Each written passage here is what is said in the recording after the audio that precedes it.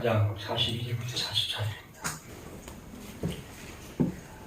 날이 밝음에 예수께서 나오사 한적한 곳에 가시니 무리가 찾다가 만나서 자기들에게서 떠나시지 못하게 만류하려 하매 예수께서 이르시되 내가 다른 동네들에서도 하나님의 나라 복음을 전하여야 하리니 나는 이 일을 위해 보내심을 받았노라 하시고 갈릴리 여러 회당에서 전도하시더라. 아멘.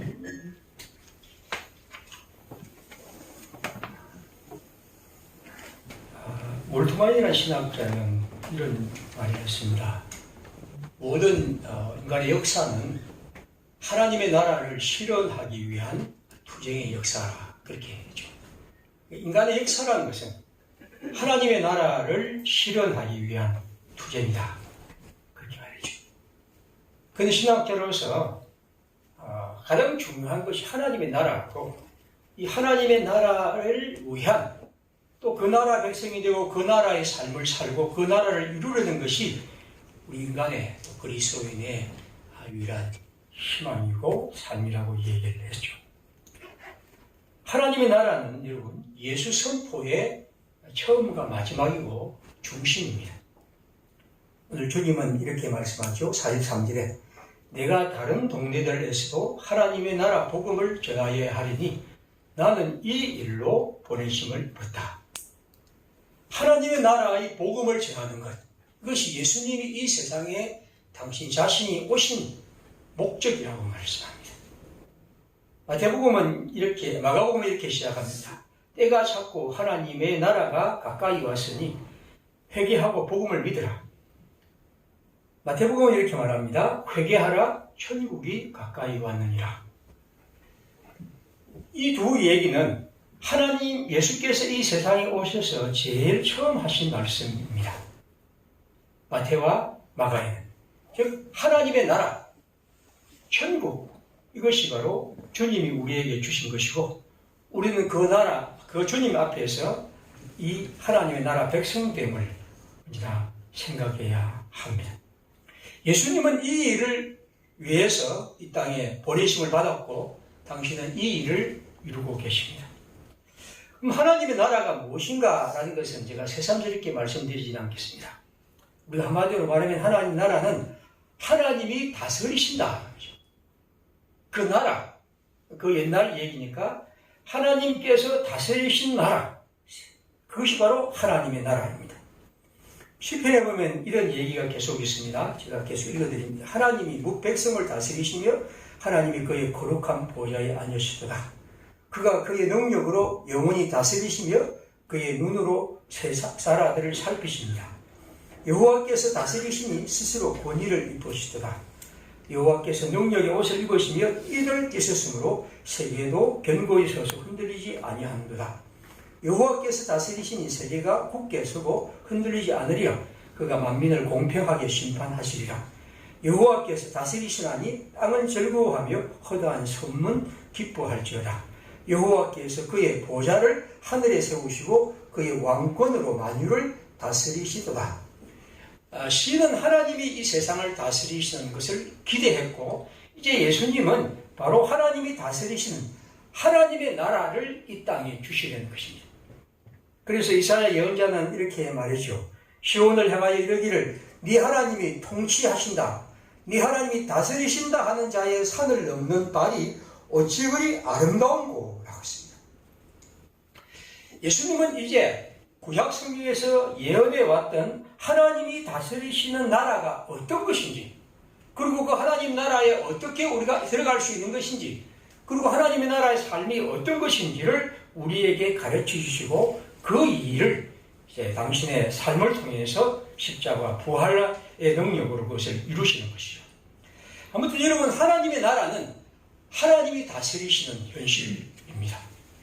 오늘 우리가 교회를 하나님의 나라라고 부를 수 있는 것은 그곳에 하나님의 뜻, 이를테면 하나님의 사랑, 하나님의 정의, 하나님의 긍휼, 하나님의 용서, 하나님의 의로움 이런 것들이 그 교회 안에서 펼쳐질 때 우리는 그 교회를 하나님의 나라가 이루어졌다고 말합니다. 그러나 만약 그 교회가 대한예수교 장로인이 뭐 예수의 이름을 많이 붙여서 하지라도 그곳에 하나님의 뜻과 하나님의 역사, 하나님의 긍휼, 사랑 이런 것이 없다면 우리는 그것을 교회라고 부를 수가 없습니다. 그건 하나님의 나라와 관계없는 그저 인간들이 모인 공동체일 뿐입니다. 그래서 오늘 우리는 이 하나님의 나라가 바로 우리들에게 임하여야 하고 주님은 이 일을 위해서 오셨다고 말합니다. 만약 여러분과 제 마음속에 내 삶에 하나님이 다스리시는 그 다스림을 내가 받아들이는 것, 하나님의 은혜 앞에서 내가 서고 그것을 감사하고 내가 그 은혜를 받아들이고 그래서 그 은혜 속에서 그 뜻을 따라 살아가려는 마음과 그런 열망이 우리 속에 있다면 우리는 그 사람이 하나님의 나라의 백성이라고 부를 수 있습니다. 아무튼 예수님은 우리가 하나님의 나라 백성이 되기를 원하고 이 일을 위해서 당신 자신의 일을 이 땅에서 행하고 계시죠. 하나님의 나라, 바로 우리의 삶의 목적이고 유일한 가장 중심적인 삶의 가치입니다. 그런데 여러분, 지난 주간에 우리나라의 교회가 아니고 우리 한국 사회에 갑자기 하나님의 나라라는 말이 등장했습니다. 아마 여러분도 보시겠지만 이 포스터 하나가 있을 텐데 포스터 보겠습니다. 자, 이 포스터가 이제 하나님의 나라 보시면 어떻습니까? 어떤 국민의힘 중앙청년위원회 대변인이라는 분이 나와서 이렇게 자기를 소개합니다. 하나님의 통치가 임하는 나라, 자유 보수 정신의 대한민국. 저는 제일 처음에 이 포스터를 보고서 무슨 이런 포스터가 있지? 이게 어디 교회 포스터인가 싶더만 보니까 이게 국민의힘이란 정당의 포스터 중에 하나였다는 거죠. 그래서 알다시피 이 포스터와 또 두 개가 더 청년들이 했는데 그것이 문제가 돼서 결국 그 두 사람은 면직이 되고 이 사람은 대변인인데 대변인에서 물러난 그런 얘기입니다. 자, 하나님의 통치가 임하는 나라, 즉 하나님의 나라죠. 하나님의 나라가 이 땅에 임하여야 한다. 꼭 그렇게 말하고 그건 자유보수 정신의 대한민국이야. 그렇게 했습니다. 하나님의 나라, 하나님의 통치가 저는 먼저 자유보수 정신의 대한민국이라는 이 정식에는 굉장히 제가 놀랐습니다. 물론 우리가 어떤 정치적인 생각을 우리들의 신앙에 담아서 살다고 보죠. 그건 누구나 가능하고 또 해야 한다고 봅니다. 예전에는 어떤 정치적, 사회적인 문제를 기독교 신앙이 관계없이 해야 한다. 그가 무관하다고 했던 그런 시대가 있었습니다. 그러나 저는 그거는 잘못된 것이라고 보죠. 기독교인들은 누구든지 자기가 가고 있는 신앙을 정치적인 문제와 연결해야 합니다. 문제는 이제 어떻게 연결하느냐 하는 것이죠. 근데 여기 보면 자유보수 정신, 물론 이분이 이 자유보수 정신이 무엇인지에 대해서 말하고 있지는 않습니다. 그러나 보통 이 당이 말하는 자유라는 것은 근본적으로 시장의 자유이죠. 좀 더 말하면 사유재산을 절대화하는 이런 형태의 자유들. 그리고 그것을 위해서 규제를 풀어야 한다는 예의군사에서 말하는 것. 그 보수라고 할 때 그러한 체제에 대해서 어떻게 뭔가 좀 더 견고히 하는 그런 마음들이 특별히 지금까지 그 정당이 했던 방식이라 한다면 저는 이건 하나님의 나라의 통치와는 상당히 어긋난 것이라는 생각이 일단 저는 듭니다. 제가 이 정당의 문제에 대해서 호불호를 저는 관계하고 싶지 않습니다. 제가 뭐 어떤 특별한 정당을 제 개인적으로는 마음으로 어떤 정당을 지지할 수도 있지만 그러나 그런 문제는 지금 제 관심이 아닙니다.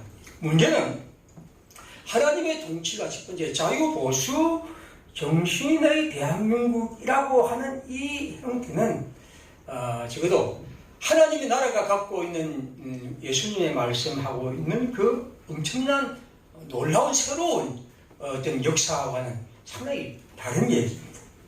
왜냐하면 예수의 얘기는 이 낡고 무너진 혹은 또 기득권에 찌든 이 세상을 향하여 하나님의 통치, 이를테면 이방인을 뭔가 깔보었던 유대인들에게 그건 아니다. 하나님 안에서 이방인과 유대인은 아무것도 차이 없다. 여성들에 대해서 이렇게 저렇게 낮은 단계로 얘기했던 사람들에게 아니다. 그리스도 안에서 모든 사람이 하나라고 하는 이런 하나님의 정신이 들어온 것이죠. 그리고 종각 노예 혹은 부자와 가난한 사람들의 이런 수많은 차이를 통해서 사람들을 억압하고 또 차별했던 그런 시대를 향하여 그건 잘못된 것이라고 말하는 예수의 새로운 말씀, 하나님의 말씀이 우리 속에 들어오는 것이 저는 이 보수적이고 그리고 기독교적인 이런 것들과는 전혀 다르다는 생각을 저는 많이 갖습니다. 하나님의 나라가, 하나님의 자유가 억압의 그물로, 그리고 하나님의 사랑이 정오의 파도 속으로, 하나님의 치유가 병자의 고통 속으로 들어오는 것, 하나님의 생명이 죽음의 현실에 들어오고 하나님의 의로움이 죄와 불의를 무너뜨리는 것이 하나님의 나라인데, 그걸 이렇게 설명하는 것은 일단 저는 약간 좀 다른 생각을 갖습니다. 아무튼 오늘 제가 말씀드리고 싶은 것은 이게 핵심적인 아닙니다. 어쨌든 이것을 이렇게 풀었다는 의미에서는 일단 제 마음이 좀 그렇고요. 오히려 저는 생각할 때 요즘 같이 기후변화 굉장히 큰 문제지 않습니까? 기후 문제가. 이런 문제에 대해서 좀 더 우리가 하나님의 만드신 창조와 자연의 질서에 대해서 새롭게 하는 그런 구호가 훨씬 더 하나님의 나라에 맞지 않을까 하는 생각을 일단 갖습니다. 일단 이 문제는 제가 오늘 말씀드리고 싶은 중심의 얘기는 아니고요. 제가 이 포스트를 보면서 굉장히 놀랬던 것은 하나님의 나라라는 것은 여러분, 하나님의 통치라는 것은 지극히 기독교 언어입니다. 그렇지 않습니까? 우리가 쓰는 언어입니다. 교회에서 쓰는 것이고 목사가 설교할 때 쓰는 것이고 성도들이 함께 성경 공부를 할 때 쓰는 용어입니다. 하나님의 나라라는 언어는 보통 일반적 세상에서 여러분들이 다른 사람과 대화할 때 쓰지 않는 용어입니다. 그리고 쓸 수도 없고 써서도 사람들이 알아들을 수 없는 용어입니다. 그런데 이 말을 한 정당의 포스트에 이렇게 등장한다는 것이 저로서는 굉장히 좀 놀랐습니다. 하나님의 통치가 임하는 나라, 이건 한치의 어김없는 기독교 용어입니다. 외국 사람은 알 수 없는 것이죠. 그런데 이것이 사회 정치의 영역에 그대로 등장하고, 그래서 그 말이 사람들은 무슨 말인지를 알 수 없습니다. 아니, 사람들이 아는 것은 요즘 기독교인들이 하도 이상한 일을 많이 하니까 또 저런 얘기가 우리에게 온다는 생각부터 시작해서 사람들에게는 이 하나님의 나라라는 언어가 굉장히 왜곡된 형태로 생각하게 되는 것이죠. 다시 말하면 제가 말씀드리고 싶은 것은 이런 기독교의 중심적인 언어를 우리의 정치와 사회 영역에 그대로 가져와서는 안 된다는 겁니다. 이건 그냥 그대로 가져와서 우리가 마음대로 쓰고 사람들에게 말할 수 있는 언어가 아니죠. 왜냐하면 이것은 굉장히 많은 의미를 담고 있고, 그래서 사람들에게 큰 오해와 또 때로는 어떤 비난의 언어가 될 수가 있습니다. 2004년 7월에 여러분이 잘 알다시피 이명박 전 대통령이 기독교 한 행사에 참여해서 서울을 하나님께 봉헌한다고 그렇게 했죠. 그때 장충체육관 5월 30일 장충체육관에서 기독교 단체 연합기도회가 열렸는데, 서울은 하나님이 다스리신 도시이며 시민들은 하나님의 백성이다. 이어 서울 기독 청년들의 마음과 정성을 담아 수도 서울을 하나님께 봉헌한다 하는 봉헌사로 그의 축사를 했습니다. 그가 서울시장이었을 때입니다. 저는 이건 교회 안에서 혹은 우리가 하나님의 성도들로서 그런 얘기를 할 수 있다고 보죠. 하지만 이것은 모든 사람들이 많이 모인 곳에서, 그것도 서울시장이 할 수 있는 얘기는 아니죠. 왜냐하면 이것은 지극히 기독교적인 언어죠. 기독교적 언어라는 것은 다른 사람이 볼 때 수많은 사람들이 같이 있는 이런 공간에서 이 언어를 그렇게 표현할 수가 없습니다. 오히려 만약 우리가 이것을 기독교 언어로 그 시대에 표현한다면, 내가 이 서울시를 지금 빈부격차가 너무 심한데 이것을 좀 더 줄이기 위해서 이러이러한 주택 정책을 하겠다. 내가 저러저러한 일을 하겠다. 그러므로 기독교인들이 이 문제에 대해서 관심을 갖고 도와달라. 아마 이것이 서울시장인 기독교인으로서 하나님의 나라에 대한 그의 생각이어야 합니다. 그런데 사람들은 그런 얘기를 통해서 굉장히 박수를 치죠. 굉장한 기독교인이다. 여러분, 기독교인이란 것은 기독교 언어를 그냥 마음대로 마구 모든 것을 할 수 있는 것은 아닙니다. 만약 여러분이 학교에서 선생님인데 아이들에게 내가 신앙의 얘기, 성경의 얘기에 대해서 어떤 좋은 얘기를 하는 것은 몰라도 만약에 우리가 교회를 우리가 가게 하거나 또 그런 것을 하는 것은 바람직하지 않지 않습니까?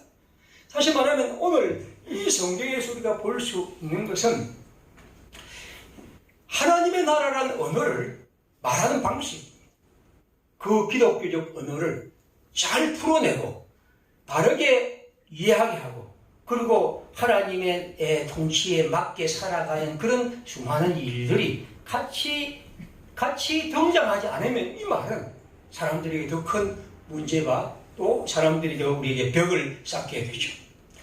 저는 왜 기독교인들이 이렇게 하나님의 나라라는 언어를 이렇게 마구 말할까? 그것은 여러 가지 의미가 있겠죠. 아마 그것은 하나님의 말씀을 이해하기 위해서 논의하고 훈련하는 그런 기회가 좀 없었다고 볼 수 있고 또 하나님의 나라에 대한 어떤 진정한 사유와 그것에 대해서 깊이 생각하는 그런 것이 적을 수도 있고 또 한편 저는 이런 생각합니다. 좀 무례함. 다시 말하면 내가 옳으니까 해야 할 수 있다 이런 것도 작용하지 않을까 하는 생각을 갖습니다. 저는 오늘 기독교인이 우리 사회에 굉장한 힘을 갖고 있고 사실 알다시피 우리 사회의 어떤 지도층에 있는 사람들의 상당수가 거의 많은 사람들이 기독교인이란 이런 의미에서 기독교인들이 이런 용어를 마음대로 하고 있지 않은가 하는 생각을 가죠. 마크 트웨인이라는 그 사람, 미국의 작가죠. 그 사람이 지은, 우리가 잘 아는 지은 톰 소여의 모험입니다. 어릴 때 막 읽었죠. 그리고 이제 저는 어릴 때 그걸 읽었고, 그 다음에 읽은 책이 이제 허클베리 핀의 모험이라고 있습니다. 톰 소여와 같이 등장하는 친구죠. 이 친구는 이제 알다시피 집도 아버지도 그렇게 해서 떠돌아 다니고 막 이래 자유로운 그런 친구입니다. 근데 제가 이제 허클베리 핀의 모험을 읽으면서 재밌는 부분이 있습니다. 이걸 한번 소개를 해보겠습니다. 이 친구는 언제나 이 좀 모험심이 있고 어쨌든 머물러 있는 것을 좋아하지 않습니다. 집에 자는 것보다 밖에 사는 걸 좋아하고 뭐 그런 친구죠. 그래서 톰 소여의 마지막 장면은 뭐냐면 이 톰과 이 허클베리가 강도가 있는데 강도의 보물 그 동굴입니까? 그걸 알아내고 결국에서 엄청난 그 어려움을 겪고 그 모험 속에서 나중에 그 많은 보물을 이제 차지하게 됩니다. 그러면 그걸 이제 갖고 왔는데 그 다음에 이제 이 아이를 혼자 살고 있으니까 그 옆에 왓슨 아주머니라는 분이 아주 경건한 사람들이 이 아이를 자기 데리고 갑니다. 그래서 같이 살게 하죠. 그래서 이제 그 허클베리 핀의 첫 장면은 이제 자기가 이 아이가 그 집에 사는 장면입니다. 근데 이 친구가 살면서 너무나 힘든 거죠. 왜냐하면 자기는 돌아다니고 싶은데 이 어머니는 굉장히 경건한 사람인데 아침에 예배드리고 그 다음에 항상 그냥 이런 일을 하고 저런 일을 하고 시간이 딱 맞추어서 밥 먹고 이런 게 너무 힘든 거죠. 사실 우리 젊은 사람들이 다 그런 힘들지만 특별히 이 친구는 더 그렇습니다. 그러자 이 어머니가 이런 자주 아주머니 이런 얘기를 한다는 거죠. 이 버릇을 굴면 지옥에 간다. 우리 교회 농담 잘하는 남욱의 지사님 그런 얘기 잘 하죠. 이번 지옥에 간다. 근데 그렇게 이거 진단으로 그렇게 얘기한 겁니다. 그렇게 하니까 이 친구가 걸음을 넣더니 나는 그렇게 해주는 바람에 나는 정말로 거기 가봤으면 좋겠다는 생각을 했다. 왜냐하면 무슨 아기가 있으니까 그게 아니고 아무데나 빨리 그냥 내가 이 집에서 떠나고 싶다는 그것밖에 없다는 겁니다. 그래서 뭔가 형편이 달라지는 것이 부러웠지 내가 꼭 가겠다는 것은 아니었죠. 그렇게 말하니까 그렇게 생각하니까 그 아주머니가 그 나쁜 일이라고 그렇게 얘기를 하면서 천당 얘기를 해줍니다. 그 천당 얘기는 뭐냐면 그 참 천국은 좋은 거야 하면서 거기에 간 사람은 하루 종일 하프를 타고 이렇게 노래를 부르면서 노래 부르며 빈둥거린다는 거죠. 그게 참 좋은 나라를 하니까 이 친구가 하는 소리가 아유 나는 절대로 그곳에 가고 싶지 않다. 그것도 영원히 그렇게 한다니까 난 죽을 맛이라는 거야. 하루 종일 그렇게 노래 부르고 놀고 이건 나는 견딜 수 없다는 거죠. 나는 거기 안 가고 싶다 하는 말을 마치 하지는 못하고 그런 마음을 품는다는 얘기를 이제 재미있게 얘기를 합니다. 왜냐하면 이 친구에게는 이 땅을 돌아다니고 산과 바다를 돌아다니고 뭐 헤엄치고 놀고 모험하는 것이 그의 즐거움인데 만약 그곳에 천당에 가서 그렇게 있다면 그 얼마나 재미없는 삶인가 하는 거죠. 저도 솔직히 그런 생각을 했거든요, 어릴 때. 그래서 영원이란 말에 대해서 제가 잘 이해를 못했을 때는 야, 그거 참 너무 재미없겠다. 심지어 기왕계시록 보면 엄청난 보물이 많지 않습니까? 보물이 막 수십 가지가 있는데 솔직히 저는 보물을 별로 좋아하지 않는데 거기 있으면 너무 재미없을 것 같아요. 그러니까 그런 생각이 있었는데 사실 그런 의미는 영원이라는 말이나 그런 보물은 우리에게 실제로 그런 우리가 말하는 그런 것은 아니고 우리 하나님의 백성으로 살아간다는 것은 우리의 모든 것이 전혀 새로운 방식으로 변화되는 것이고 그리고 영원이란 말도 하나님의 큰 시간 안에서 우리가 보는 것이지 우리 인간이 지금 갖고 있는 어떤 시간 개념으로 그것을 보는 것은 아닙니다. 아무튼 제가 이 성경 얘기하고 싶은 것은 하나님의 나라라고 할 때 이것을 이 왓슨 아주머니가 헛걸버리 핀에게 말했을 때는 그 말이 그에게는 전혀 실감하지 못하는 어떻게 보면 저를 얽어매고 뭔가 조르는 그런 말이 될 수 있다는 거죠. 그들의 방식으로는. 오늘 우리가 하나님의 나라란 이 좋은 성경의 중심적인 얘기를 옳다고 생각하고 남에게 강요하고 또 라고 얘기한다면 결국 그것은 얼마나 사람들에게 어떤 의미를 지닐까 하는 것이죠. 하나님의 나라를 얘기할 때 하나님의 나라는 다른 사람이 생각하는 이러저러 사람이 생각하는 그런 개념으로 우리가 하나님의 나라를 얘기하게 되고 그 사람들이 생각하게 될 때 그것은 하나님의 나라를 더 가로막는 그런 일이 될 수 있다는 거죠.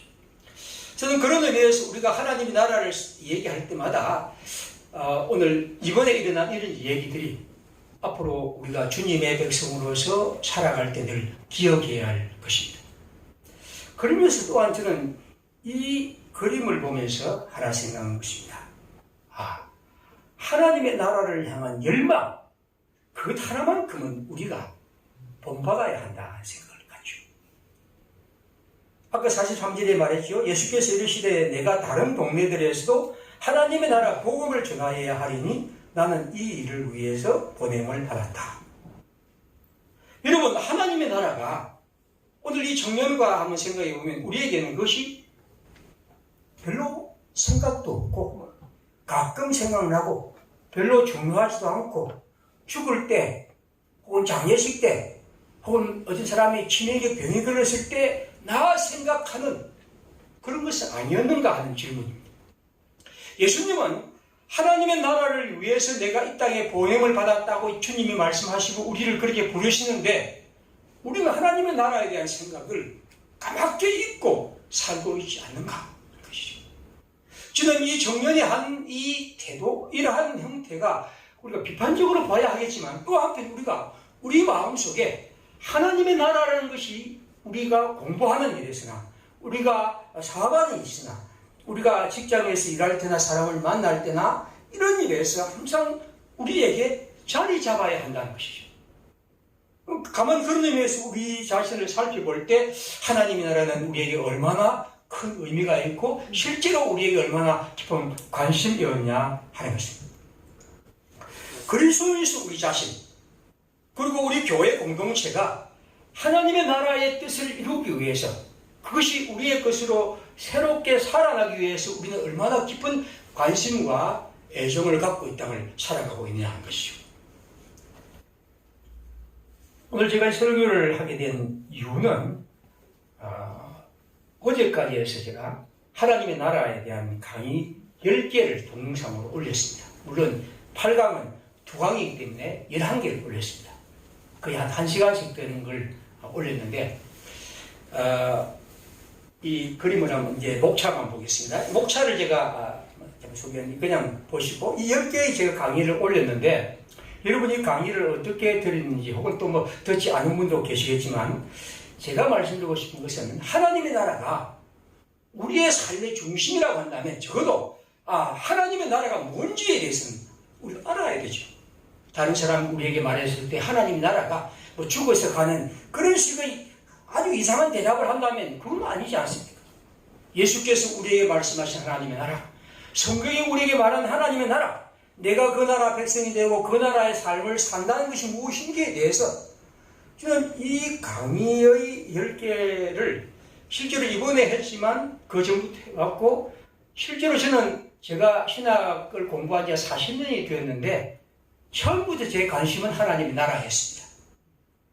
그것을 시작했고 지금도 그렇고 아마 제가 마지막까지는 이 관심을 갖고 살다가 갈 것입니다.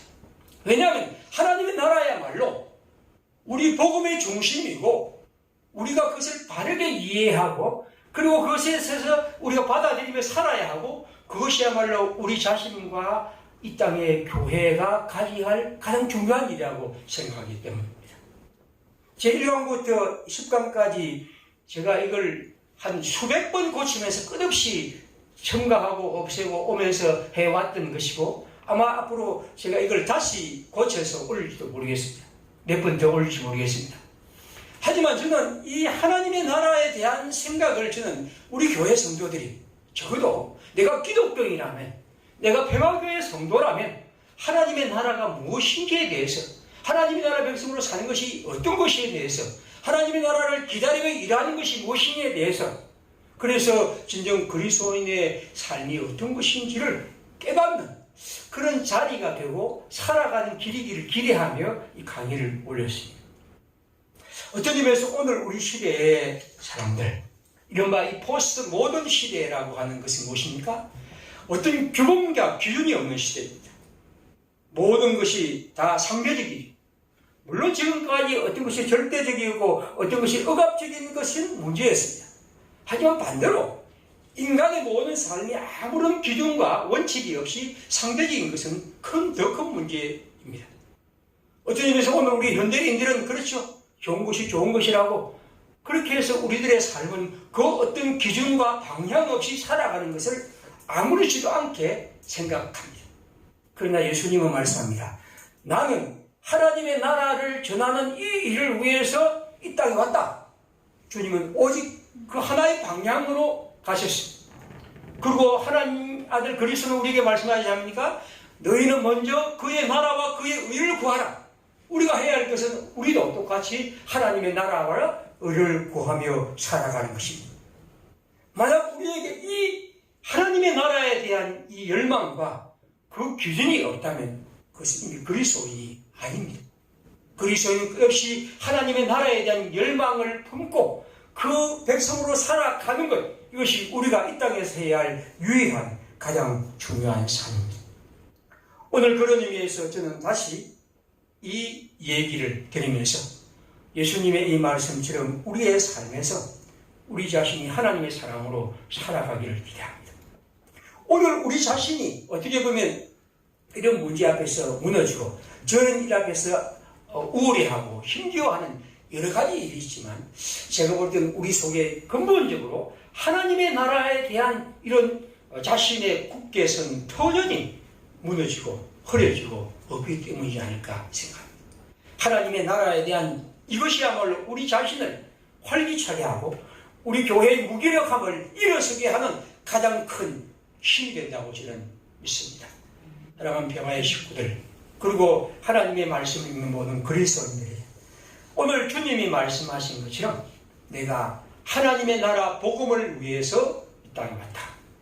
오늘 우리도 항상 이 주님의 마음을 우리 속에 품고 살아갑시다. 사도 바울은 그의 생애를 마치면서 그의 생애에서 이렇게 에베소 교회의 성도들을 불러 이렇게 말합니다. 사도행전 20장 22절입니다. 보러 나면 이제 성령에 매여 예루살렘에 가는데 거기서 무슨 일이 당할지 알지 못하노라. 오직 성령이 각 성에서 내게 증언하여 벌받고 환난이 나를 기다린다 하시나 내가 달려갈 길과 주 예수께 받은 사명 곧 하나님의 은혜의 복음을 증언하는 일을 바치려 하면은 나의 생명조차 조금도 귀한 것으로 여기지 아니하노라. 하나님의 성령에 붙들려 우리가 항상 하나님의 나라를 우리의 삶의 중심에 놓고 그것을 따라서 공부하고 그 일을 따라서 가정을 꾸려가고 그 일을 통해서 우리의 일터에서 일하고 그걸 통해서 우리가 계획하고 살아가고 그래서 백성으로 살아가는 이 일 하나님께서 오늘 이 시대 이 어려운 시대 혼란스러운 시대에 우리를 부르신 주님의 음성을 믿습니다. 우리 함께 시간 기도하겠습니다. 하나님이 주시는 은총 속에서 우리 모두 항상 하나님의 나라를 향한 좋은 바른 꿈을 갖고 살아갈 수 있도록 인도해 주시고 특별히 그것을 이 땅에서 바르게 더 지혜롭게 힘차게 펼쳐갈 수 있도록 주님 저희 인도하시고 우리 교회를 살펴주옵소서. 기도하겠습니다.